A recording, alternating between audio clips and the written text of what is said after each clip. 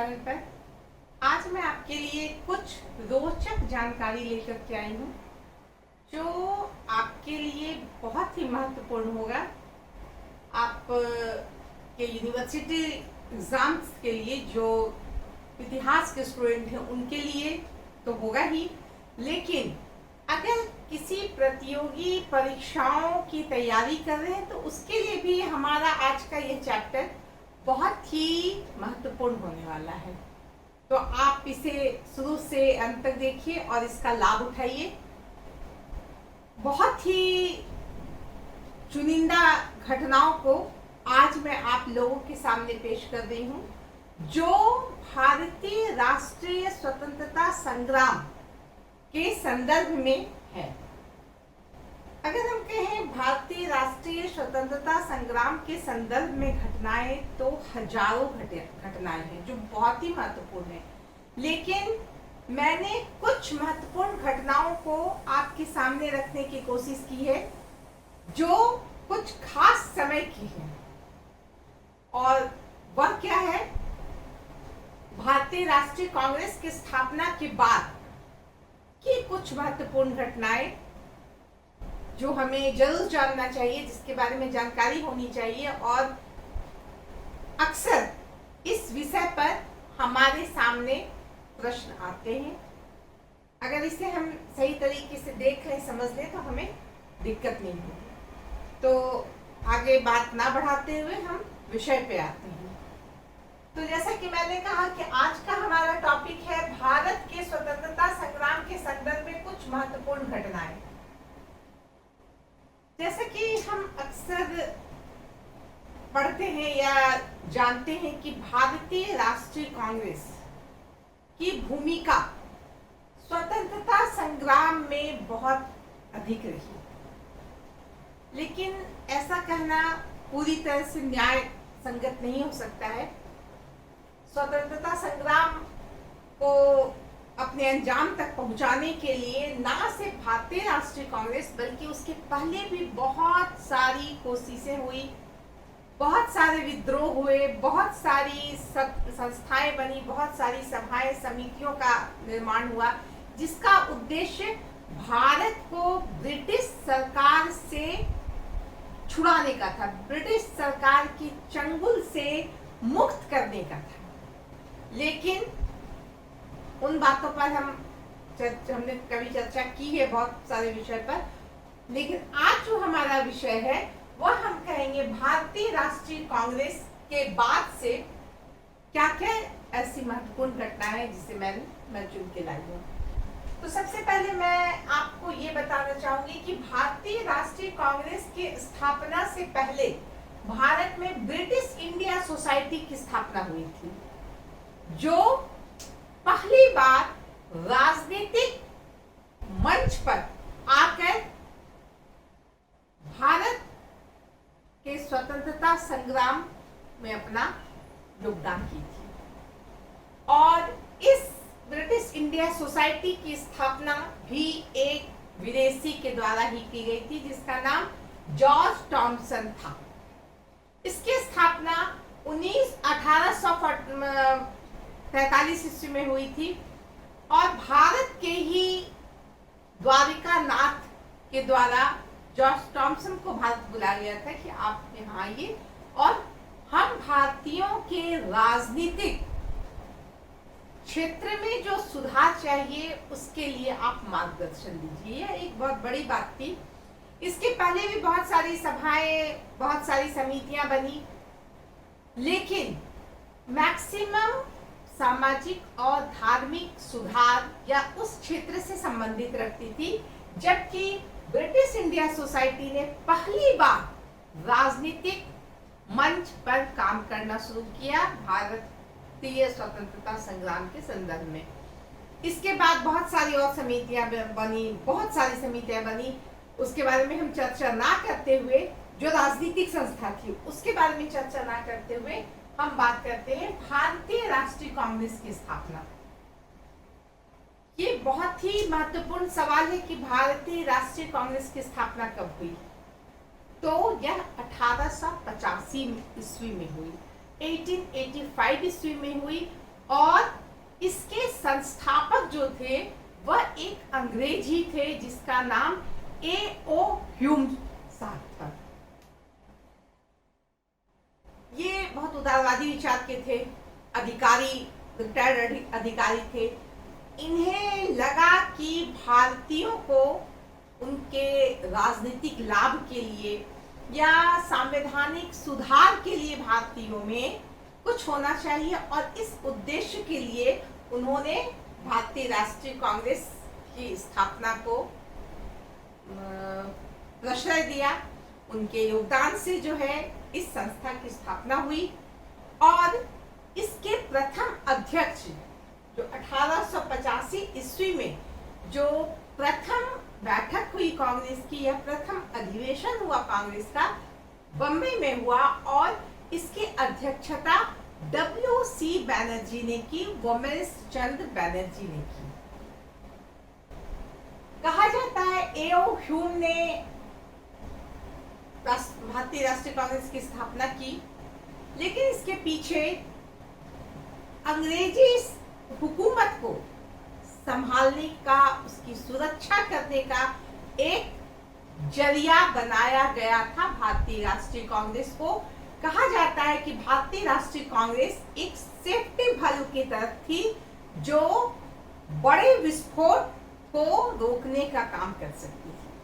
तो इस तरह से भारतीय राष्ट्रीय कांग्रेस की स्थापना हुई, और हम जानते हैं कि भारतीय राष्ट्रीय कांग्रेस अलग अलग चरणों से गुजरता हुआ बहुत आगे तक गया, और अंततः हम देखते हैं कि भारत को जो स्वतंत्रता मिली उसमें भारतीय राष्ट्रीय कांग्रेस का कितना महत्वपूर्ण योगदान था। बहुत, अगर कहा जाए तो बहुत सारी संस्थाएं, बहुत सारी सभाएं बनी, लेकिन भारत को स्वतंत्र कराने में भारतीय राष्ट्रीय कांग्रेस का जो योगदान था वह सबसे अधिक है या सर्वोपरि है। तो इस तरह से हम देखते हैं कि भारतीय राष्ट्रीय कांग्रेस की स्थापना हुई। पहले ये उदारवादियों का गढ़ था। यहाँ पे जितने भी सदस्य थे सब उदारवादी थे। ब्रिटिश हुकूमत पे उनकी आस्था थी, ब्रिटिश प्रशासन को पर वो भरोसा करते थे। ब्रिटिशों से वह अपेक्षा जो करते थे वह सकारात्मक होती थी, और इसी बात पर इनका जो कार्यकलाप था वह संवैधानिक था। कहा जाए तो बहुत ही डिसिप्लिन में रहने वाली ये संस्था जो शुरू हुई थी, इसे बाद में लोगों ने कहा कि ये भिक्षावृत्ति जो करते हैं उस टाइप की संस्था है, कि अंग्रेज अधिकारियों से, अंग्रेज शासन से भीख मांगने वाली बात है कि मुझे दे दीजिए। बहुत एकदम से उदार, विनम्र बन के, एकदम हाथ जोड़ करके जो मांगा जाए, तो ये भिक्षावृत्ति पे को महत्व देते हैं और उसी के अनुसार वो चलते हैं। तो इसके जो आलोचक हुए उन्होंने इन उदारवादियों पर ध्यान नहीं दिया, और जैसा कि हम जानते हैं कि 1885 से लेकर 1905 तक भारतीय राष्ट्रीय कांग्रेस पर नरम दल वालों का ही प्रभुत्व रहा, उनका ही प्रभाव रहा। नरम दल वाले को हम उदारवादी भी कहते हैं, जिन्हें मॉडरेट कहते हैं। उसके बाद हम देखते हैं धीरे धीरे इनके जो सदस्य थे, यहाँ के जो सदस्य थे, इनके विचारों में मतभेद होने लगा, और कुछ सदस्य जो थे अब यह नहीं मानते थे कि हम इस तरह भीख मांग करके काम करें, बल्कि ये हमारा अधिकार है, ये हमारा देश है, इस पर हम शासन करेंगे। और इस तरह की जो भावना आई वह हम जानते हैं कि उग्रवादी युग की घटना है, जो 1905 से शुरू हुई, जिसमें लाल बाल पाल महत्वपूर्ण भूमिका में थे। लाला लाजपत राय, बाल गंगाधर तिलक और बिपिन चंद्र पाल। इसके अलावा भी बहुत लोग थे, लेकिन ये तीन फेमस थे। अरविंद घोष भी उसमें एक बहुत महत्वपूर्ण भूमिका में थे। तो इस तरह से हम देखते हैं कि उदारवादियों के हाथ से उग्रवादियों के हाथ में गया, और उसके बाद क्रांतिकारियों के हाथ में गया, जो रिवॉल्यूशन करना चाहते थे, उनके हाथ में चला गया। और उसके लेकिन सबों का उद्देश्य अपने देश के प्रति सकारात्मक ही था, अपने देश के प्रति, देशवासियों के प्रति अच्छा ही था। सबके तरीके अलग अलग थे। तो इस तरह से हम देखते हैं कि भारतीय राष्ट्रीय कांग्रेस की स्थापना एक बहुत ही महत्वपूर्ण घटना थी भारतीय स्वतंत्रता संग्राम के संदर्भ में। अब हम बात करते हैं बंगाल विभाजन। बंगाल विभाजन पर मेरा एक वीडियो भी है, उसे भी आप देखेंगे। बंगाल विभाजन एक महत्वपूर्ण घटना कैसे सिद्ध हुई? यह 1905 ईस्वी में हुई लॉर्ड कर्जन के कार्यकाल में। लॉर्ड कर्जन के कार्यकाल में यह काम हुआ और हम देखते हैं कि इसके द्वारा लॉर्ड कर्जन ने क्या सोचा था। इसके द्वारा लॉर्ड कर्जन का उद्देश्य था कि भारत में फूट डालकर शासन करना। हिंदू और मुस्लिम क्षेत्र को अलग कर दिया गया, यह कह करके कि प्रशासन में असुविधा के कारण इसे हमें दो भाग में बांटना पड़ रहा है। लेकिन यह जो बंटवारा हुआ था यह धर्म और जाति के आधार पर हुआ था, ना कि प्रशासनिक सुगमता को ध्यान में रख करके किया गया था। यह एक इतनी बड़ी घटना थी कि इसने पूरे देश को उत्तर से दक्षिण, पूरब से पश्चिम एक नया जोश भर दिया था, एक नई जागरूकता ला दी थी और इसने भारतीय राष्ट्रीय स्वतंत्रता संग्राम को एक नया रुख दे दिया, एक नया रास्ता दे दिया, उसे अलग ही बल मिल गया। तो इस तरह हम कह सकते हैं कि बंगाल विभाजन, बंग भंग जो हुआ था, यह एक बहुत बड़ी घटना थी। एक बड़ी घटना कांग्रेस का विभाजन। जैसा कि मैंने बताया कि कांग्रेस में कुछ लोग उदारवादी थे, नरम दल वाले थे, कुछ गरम दल वाले थे।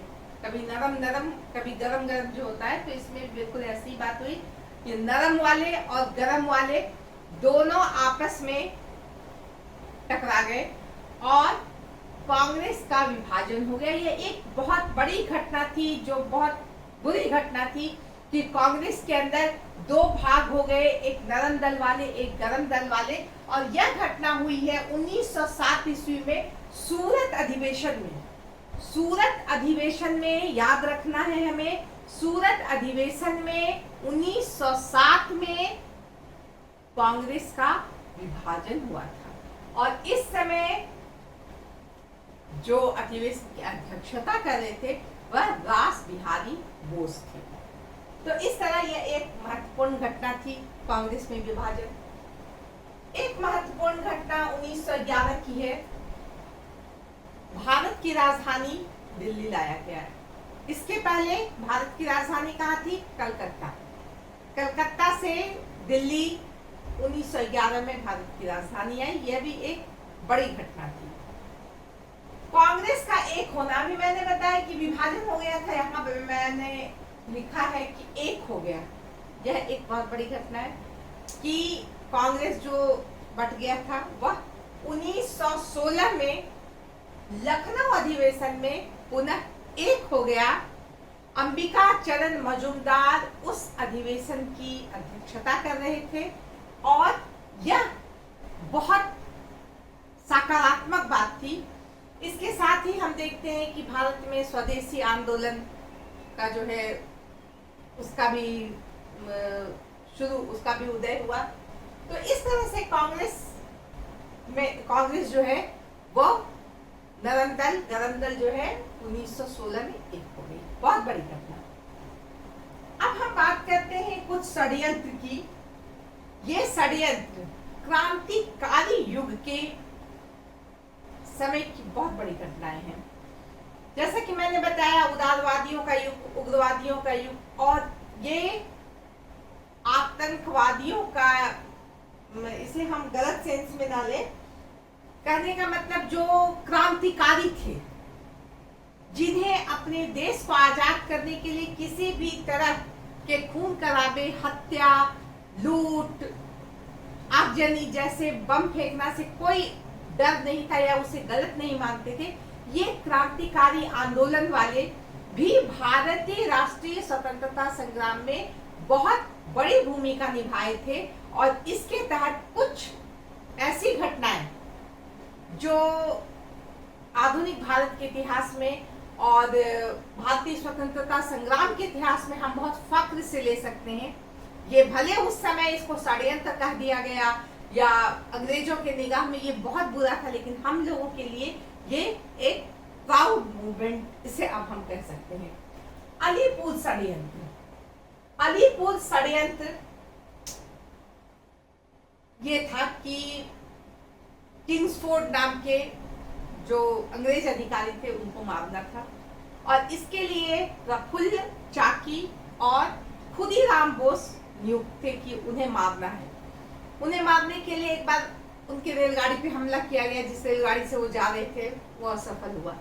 दूसरी बार मुजफ्फरपुर में 30 अप्रैल 1908 में उसकी गाड़ी पे बम फेंका गया, लेकिन जिस गाड़ी पे बम फेंका गया यह सोचकर कि उसमें किंग्सफोर्ड है, उसमें किंग्सफोर्ड नहीं बैठे थे, उसमें कैनेडी दंपति बैठे थे, कैनेडी पति पत्नी एक थे, वो बैठे थे और उनकी मृत्यु हो गई। किंग्सफोर्ड की मृत्यु नहीं हो पाई, लेकिन इन लोगों को गिरफ्तार कर लिया गया। और हम देखते हैं कि इस षड्यंत्र के केस में चूंकि इसकी जो सुनवाई है अलीपुर अदालत में हुई, इसीलिए इसे अलीपुर षड्यंत्र कहा जाता है। इसके तहत हम देखते हैं कि 31 लोगों को जो है सो गिरफ्तार किया गया, बहुत कड़ी कड़ी सजा दी गई। इसमें जैसा कि मैंने बताया प्रफुल्ल चाकी जो है वो तो अपनी हत्या खुद कर लिए। खुदीराम बोस गिरफ्तार हो गए, 1 मई 1908 को गिरफ्तार हो गए, 11 मई को उनको फांसी दे दी गई। इसके अलावा बहुत सारे क्रांतिकारी थे, जिसमें वारिंद्र घोष, हेमचंद चटर्जी, उपेंद्र नाथ बैनर्जी, इन लोग थे जिन्होंने इस कारनामे में अपना बढ़ चढ़कर भाग लिया था। उसे मारने के लिए जो योजना बनाई गई थी उसमें इनका बहुत ही महत्वपूर्ण हाथ था, लेकिन यह षड्यंत्र रहा। इसमें बहुत लोग पकड़े गए, बहुत लोगों को बहुत कड़ी सजा दी गई, मृत्युदंड तक दिया गया जैसा कि मैंने बताया। लेकिन यह षड्यंत्र अंग्रेजों को डराने के लिए, अंग्रेजों को बाहर भगाने के लिए बहुत अच्छा पॉजिटिव रहा भारतीयों के लिए। लाहौर षड्यंत्र। अब ये लाहौर षड्यंत्र क्या था? लाहौर षड्यंत्र के तहत हम देखते हैं कि लाहौर, बनारस, मेरठ, ये सारी सैनिक छावनियों में योजना बनी। एक दिन फिक्स किया गया, इस दिन क्रांति कर दी जाएगी। पूरी तैयारी हो गई, लेकिन इसी में से एक राष्ट्रद्रोही कृपाल सिंह ने इस बात को अंग्रेजों के सामने खोल दी कि ऐसा ऐसा होने वाला है। और इसके तहत क्या हुआ कि बहुत सारे लोग पकड़े गए। इसमें रास बिहारी बोस थे, गणेश पिंगले थे, करतार सिंह थे, ऐसे बहुत सारे क्रांतिकारी पकड़े गए और यह योजना विफल हो गई। यह अलग बात है कि यह योजना विफल हो गई। इसमें 61 लोगों को गिरफ्तार किया गया और लगभग 14 लोगों को मृत्यु दंड दिया गया। सोचिए, बहुत ही दर्दनाक दौर था वो। काकोरी षड्यंत्र।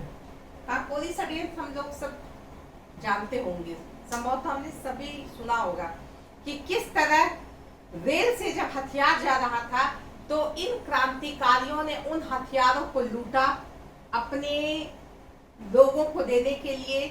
उस हथियार से उन्हें ब्रिटिश को भगाने के लिए, उनकी हत्या करने के लिए, उन्हें दंड देने के लिए जो हथियार उन्होंने छीना। काकोरी लखनऊ में जो ये घटना हुई, यह एक बहुत बड़ी घटना थी और इसके तहत भी हम देखेंगे कि 40 लोगों को गिरफ्तार कर लिया गया था, जिसमें महत्वपूर्ण हम जानते हैं राम प्रसाद बिस्मिल थे, राजेंद्र लाहिड़ी थे, ये थे राजेंद्र लाहिड़ी थे, शचीन्द्र नाथ थे, इसके अलावा ये अशफाक उल्ला थे। इन लोगों ने बहुत बढ़ चढ़कर इस काकोरी षड्यंत्र में भाग लिया था। तो यह भी एक बहुत बड़ी घटना थी क्रांति भारतीय राष्ट्रीय कांग्रेस के अंतर्गत और स्वतंत्रता संग्राम के संदर्भ में। नासिक षड्यंत्र। ये नासिक षड्यंत्र क्या था? महाराष्ट्र में भी क्रांतिकारियों की एक अलग ही पहचान थी, उनका एक गढ़ था। बहुत सारे क्रांतिकारी वहां से एक से एक क्रांतिकारी विचार, क्रांतिकारी कार्य कर रहे थे। उसमें एक गणेश सावरकर भी थे। गणेश सावरकर ने एक पुस्तक भी लिखी थी, 1857 का स्वतंत्रता संग्राम, बहुत ही लोकप्रिय हुआ, लेकिन इस पर ब्रिटिश सरकार ने बैन लगा दिया। फिर भी यह पुस्तक बहुत बिकी। इनके चूंकि अभिनव भारत जो एक क्रांतिकारी संस्था थी, इससे बहुत अच्छे संबंध थे। वो वहाँ के सदस्य थे, बहुत एक्टिव सदस्य थे। वहाँ हथियारों को ले जाना, ले आना, जुगाड़ करना, कहाँ बम बन रहा है, किसे मिलना है, इन सारे कामों में उनकी संलिप्तता तो जो थी वो बहुत अधिक थी। यह बात अंग्रेजों को पता चली, वो अंग्रेजों के चपेट में भी आ गए, गिरफ्तार कर लिए गए, उन्हें सजा भी दी गई। और उनको सजा क्या दी गई कि देश से निकाला गया, देश से निकालने की निर्वसन की सजा मिली। इसके दुख में या इसके गुस्से में अनंत कन्हारे नाम के व्यक्ति ने वहां के मजिस्ट्रेट जैक्सन को गोली मार दी नासिक में, और यह नासिक षड्यंत्र कहा जाता है। इसके तहत भी हम देखते हैं कि 37 लोग गिरफ्तार किए गए। अनंत कन्हारे को तो सजा मिली ही। इस तरह से हम देखते हैं कि क्रांतिकारी आंदोलन के अंतर्गत ये जो घटनाएं हैं बहुत ही महत्वपूर्ण घटनाएं थी। अब हम बात करेंगे एक कामागाटा मारू।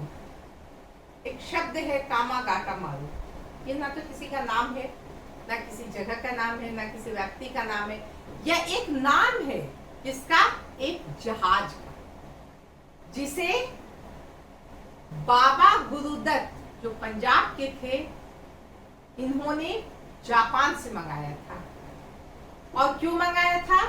भारतीयों को कनाडा जाने में परेशानी होती थी। उन्हें डायरेक्ट जहाज नहीं मिलता था, उसे जाना पड़ता था सिंगापुर, बर्मा, चीन, तब जाकर के वो कनाडा आते थे। इसके लिए उन्होंने एक जहाज मंगवाया ताकि यहाँ के लोगों को जाने में दिक्कत ना हो। यहाँ से लोग गए कनाडा, लेकिन वहां उन्हें उतरने नहीं दिया गया। और फिर से वो कामागाटा मारू जो है वो लौट करके इंडिया आ गया। और यहाँ पे आने के बाद जो है ब्रिटिश और भारतीयों के बीच जो है झड़प हो गई। बाबा गुरुदत्त को जो है गिरफ्तार कर लिया गया। और इस तरह से हम देखते हैं कि कामागाटा मारू की घटना जो है एक बहुत बड़ा रूप ले ली। गदर नाम का जो पत्रिका निकलती थी, उसमें इससे संबंधित बहुत सारे समाचार निकलने लगे। ब्रिटिश राज और ब्रिटिशों का जो आतंक और खौफ था वो उसमें लिखा गया। तो इससे पूरे विश्व में एक खास असर पड़ा। तो यह कामागाटा मारू जो है यह भी एक बहुत ही महत्वपूर्ण मुद्दा बना। सैंडर्स हत्याकांड ये 17 दिसंबर 1928 में हुआ। सैंडर्स जो एक अंग्रेज अधिकारी थे, लाहौर में इनकी हत्या कर दी गई। किसने इनकी हत्या की? भगत सिंह ने, बटुकेश्वर दत्त ने। भगत सिंह ने बढ़ करके इसे मारा और कहा कि लाला लाजपत राय का बदला ले लिया। क्योंकि हम देखते हैं कि जब 1927 में जब साइमन कमीशन आया, हर जगह उसको काले झंडे दिखाए गए थे, उसका विरोध किया गया था, उसका बहिष्कार किया गया था। जब वो पूरे देश का दौरा कर रहे थे, उसमें वो लाहौर भी गए थे और लाहौर में भी उनको काले झंडे दिखाए गए, उनका विरोध किया गया। और इस क्रम में हम देखते हैं कि लाला लाजपत राय को लाठी लगी थी पुलिस के द्वारा, अंग्रेजी सरकार के द्वारा। और 1 महीने बाद लाला लाजपत राय की मृत्यु हो गई थी। चूंकि लाला लाजपत राय बड़े ही प्रिय व्यक्ति थे लोगों में, हर वर्ग के लोगों में वह बहुत प्रिय थे। और उनकी मृत्यु, और वो भी अंग्रेजी सरकार के लाठी से हो जाना, यह एक बहुत बड़ी बात थी। इसे लोग पचा नहीं पा रहे थे। अंततः भगत सिंह ने इसका बदला लेने के लिए सैंडर्स को की हत्या कर दी। यह एक बहुत बड़ी घटना थी। हम जैसा कि जानते हैं, चंद्रशेखर आजाद, भगत सिंह, बिस्मिल्लाह खां, ये जितने थे इन लोग भयंकर क्रांतिकारी थे। जैसा कि हम जानते हैं कि विधानसभा में इन्होंने बम फेंका था कि ये बाहरी सरकार को कुछ सुनाने की आवश्यकता है। इसका जो इन्होंने अधिनियम बनाया है, जो कानून बनाया है, वह किस तरह से हम लोगों के लिए गलत है। तो इस तरह से हम देखते हैं कि इन सारी घटनाओं ने भारतीय स्वतंत्रता संग्राम में एक नया जोश भर दिया था और भारत को स्वतंत्र कराने में इन सारी घटनाओं की भूमिका बहुत ही महत्वपूर्ण थी। तो आज मैं इसे यहाँ समाप्त करती हूँ। आप इन घटनाओं को ध्यान से देख लीजिए और अपने दिमाग में रख लीजिए। धन्यवाद।